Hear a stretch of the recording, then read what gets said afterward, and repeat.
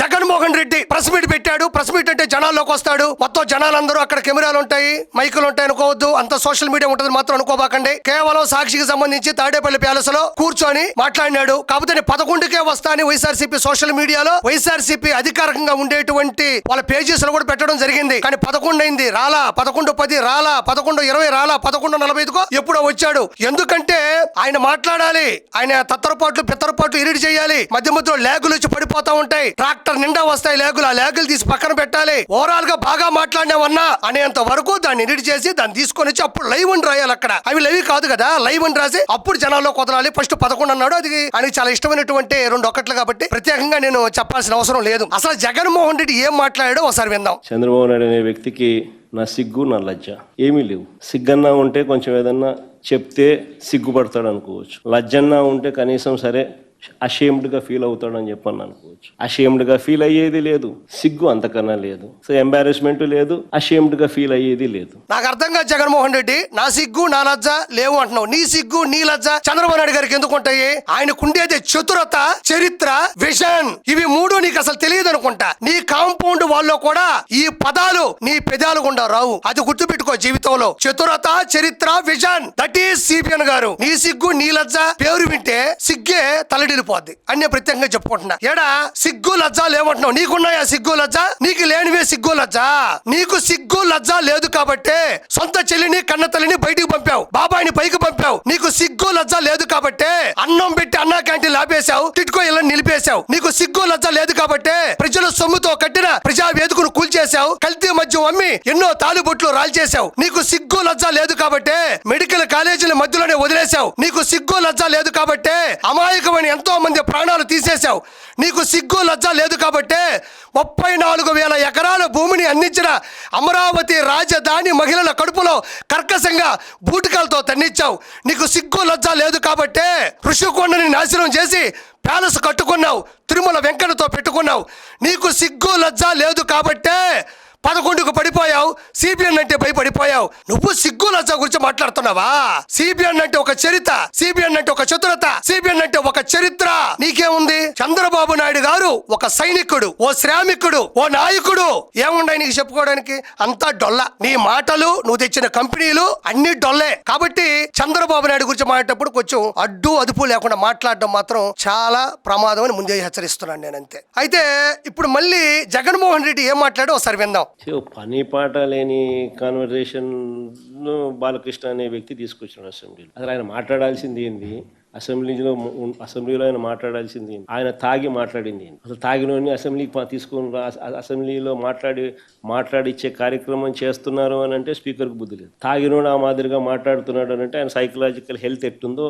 ఇక్కడ జగన్మోహన్ రెడ్డి మాట్లాడుతున్నాడు, బాలకృష్ణ గారికి పని పాట లేదంట, అసెంబ్లీలో తాగి మాట్లాడాడు అంటున్నాడు. నేను సూటిగా ప్రశ్నిస్తున్నా జగన్మోహన్ రెడ్డిని, ఆయనకి పని పాట లేదా? నువ్వు నిజాయితీగా చెప్పు. బాలకృష్ణ గారికి పని పాట లేదా?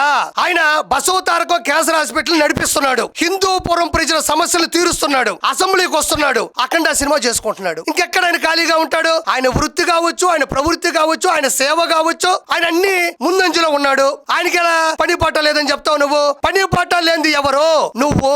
నీకు పని పాట లేదు కాబట్టే హెలికాప్టర్ వేసుకుని ఎలహంకా ప్యాలెస్ పోతావు, ఇటు వస్తే లోటస్ ప్యాలెస్ కు వస్తావు, తాఫీగా కాఫీ తాగుతూ తాడేపల్లి ప్యాలెస్ లో కూర్చొని నీ స్క్రాప్ బ్యాచ్ మొత్తం తీసుకొని వచ్చి ఒక స్క్రిప్ట్ రాసుకొని లైవ్ లో చూసే వాళ్ళ తలకాయ తింటావు. అసలు నాకు ఒకటి అర్థం కాదు జగన్మోహన్ రెడ్డి, నిన్ను ఆగ్రాలో ఉండే తాజ్ మహల్ చూడడానికి వెళ్ళమనలేదు, ఆంధ్రాలో ఉండే అసెంబ్లీకి రమ్మంటున్నారు జనాలు. అంటే పులివెందుల ప్రజలు నిన్ను గెలిపించారు, పులివెందుల ప్రజల సమస్యల మీద పోరాటం చేయడానికి అసెంబ్లీకి రాలేని నువ్వు, రావాలనే ఆలోచన లేని నువ్వు అసెంబ్లీకి వచ్చిన బాలకృష్ణ గారి గురించి మాట్లాడే అర్హత గాని, స్థాయి గాని, స్థానం గాని, హోదా గాని నీకు లేదు అని చెప్తున్నా. నువ్వెవడో మాట్లాడడానికి? నువ్వు అసెంబ్లీలో ఉన్నావా? ఆయన పక్కన కూర్చొని ఉన్నావా?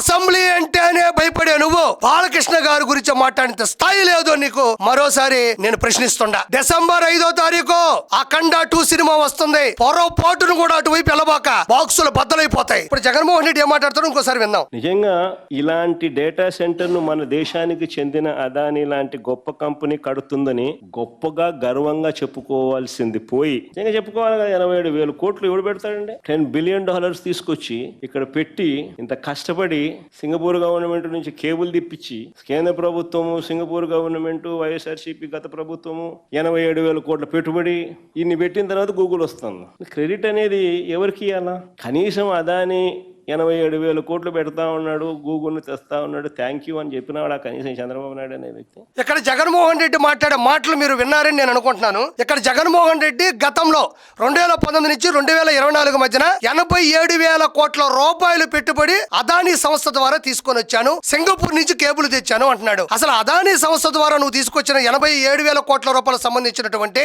ఒక ఇటుకన్నా పేర్చావా? ఎవరైనా ఉద్యోగం ఇచ్చావా? 87,000 కోట్ల రూపాయలు పెట్టుబడి అన్నావు, 8,700 రూపాయల పెట్టుబడి కూడా ఇక్కడ ఆంధ్ర ప్రజలు చూడలేదే. ఎక్కడ పెట్టుబడి పెట్టారు వాళ్ళు? నాకు థ్యాంక్స్ చెప్పాలి అంటున్నావు. సరే, థ్యాంక్స్ చెప్పడానికి జనాలందరూ కూడా సిద్ధంగా ఉన్నారు. ఎక్కడ పెట్టుబడి పెట్టారు? ఎక్కడ పెట్టుబడి తీసుకొని వచ్చావు? ఎక్కడ ఏ ఇటుక పేర్చావు? ఎక్కడ ఏ ఉద్యోగం ఇచ్చావు? సింగపూర్ నుంచి కేబుల్ తెచ్చారన్నావు. కేబుల్ చూపించమంటే కేబుల్ ని అమ్మేసుకొని వచ్చిన డబ్బులు టేబుల్ మీద పెట్టుకుంటావు. ప్రత్యేకంగా నీ గురించి చెప్పాల్సిన అవసరం లేదు. అదానీ వచ్చిన తర్వాత ఇప్పుడు గూగుల్ డేటా సెంటర్ వస్తుంది కాబట్టి దానికి ఇన్స్పిరేషన్ ఎవరు, దానికి ఇన్ఫర్మేషన్ ఎవరు అంటే ఈయనేనంట. నాకు థ్యాంక్స్ చెప్పాల్సింది పోయి, నాకు బొకే ఇవ్వాల్సింది పోయి, నాకు శాలువా కప్పాల్సింది పోయి, ఏదైనా అవార్డు ఇవ్వాల్సింది పోయి అంటున్నాడు. అంటే నేను ఇక్కడ అడిగేది జగన్మోహన్ రెడ్డి సూటిగా ఒక ప్రశ్న అడగతుండా. మరి ఆ రోజుల్లో అదా నుంచి నువ్వు తీసుకొచ్చినటువంటి ఆ 87,000 కోట్ల రూపాయల పెట్టుబడి ఏమైంది? సరే, ఆ పెట్టుబడి తీసుకొని వచ్చావు కదా, అక్కడ కట్టాలనుకున్నటువంటి నిర్మాణం ఏమైంది? అందులో వచ్చిన ఉద్యోగాలు ఏమైపోయినాయి? ఎందుకు అవన్నీ లేవు? నువ్వు అన్నావు అప్పట్లో అమరావతి అంటేనే శ్మశాన వాటిక, ముప్పు ప్రాంతము, దేనికి పనికిరాదు అన్నావు. ఈ రోజు అమరావతి చూస్తే అద్భుతమైనటువంటి కట్టడాల మధ్యన, ఆశ్చర్యకరంగా చూసే జనాల మధ్యన, సందర్శకుల మధ్యన ఈ రోజు వెలిగిపోతుంది అమరావతి. విఎఫ్ఎక్స్ అన్నావు, గ్రాఫిక్స్ అన్నావు, ఈ రోజు అమరావతి రియాలిటీలో కనబడుతుంది. ఇప్పుడు నువ్వు చెప్పిన మాట కూడా ఎలా ఉందంటే విజయవాడ వరద ప్రాంతాలకి 1 కోటి రూపాయలు ఇస్తానన్నావు. అది ఇచ్చిందిలా సచ్చిందిలా? మళ్ళీ సేమ్ అబద్ధం. 87,000 కోట్ల రూపాయలు తీసుకొచ్చి పెట్టుబడి పెట్టానన్నావు. అదాని నుంచి అన్నావు, థ్యాంక్స్ చెప్పాలన్నావు. తెచ్చింది ఎక్కడ? కనబడింది ఎక్కడ? కేబుల్ ఎట్టపోయినాయి. ఎందుకు అబద్ధాలు చెప్తున్నావు? మరి ఇక్కడ ఒక చిన్న సందేహం ప్రజలారా. మరి గూగుల్ డేటా సెంటర్ కి ఇన్స్పిరేషన్ అది అంటున్నాడు కదా, మరి గూగుల్ డేటా సెంటర్ మీద అంత విషయాన్ని ఎందుకు ప్రచారం చేస్తున్నారు? అంత దుష్ప్రచారం ఎందుకు చేశారు? భూగర్భ జలాలు ఎండిపోతాయి, రేడియేషన్ వచ్చేస్తాది, నీళ్లు ఎక్కువ అవసరం అవుతాయి, కరెంట్ ఎక్కువ కాల్తాది అన్నటువంటి ఈ దుర్మార్గుల ఆలోచనలోనే మరి ఆ రోజు అదాని నుంచి ఆ పెట్టుబడులు తీసుకొని వచ్చి కార్యక్రమం మొదలు పెట్టాలనుకున్నటువంటి జగన్మోహన్ రెడ్డికి ఆ రోజు ఆ సమస్యలు అర్థం కాలేదా? అవి సమస్యలని తెలియదా? ఇక్కడ ఒకటే మనం అర్థం చేసుకోవాలంతే. ఈయన అదాని దగ్గరికి వెళ్ళింది లేదు, కోట్ల రూపాయల డబ్బులు తెచ్చింది లేదు, ఈయన నిర్మించింది లేదు, ఈయన ఉద్యోగాలు ఇచ్చింది లేదు. జగన్మోహన్ రెడ్డి గొప్పగా ఆడతాడు. ఏ ఆటో తెలుసా? అబద్ధాలు ఆడతాడు. అంత మించి ఇతను చేసింది లేదు, ఇతను చెయ్యబోయేది కూడా లేదు. ఒకటే మాట, గూగుల్ డేటా సెంటర్ 1,33,000 కోట్ల రూపాయల పెట్టుబడులతో 1,88,000 మందికి ప్రత్యక్షంగా, పరోక్షంగా 3,50,000 మందికి ఇవ్వబోతోంది. ఇది నిజం. ఈ గూగుల్ డేటా సెంటర్ ని చూసి కొన్ని వందల కంపెనీలు ఆంధ్ర రాష్ట్రంలోకి అడుగు పెట్టబోతున్నాయి. ఇది కేవలం చంద్రబాబు నాయుడు గారి చరిత్ర, నారా లోకేష్ గారి చతురత.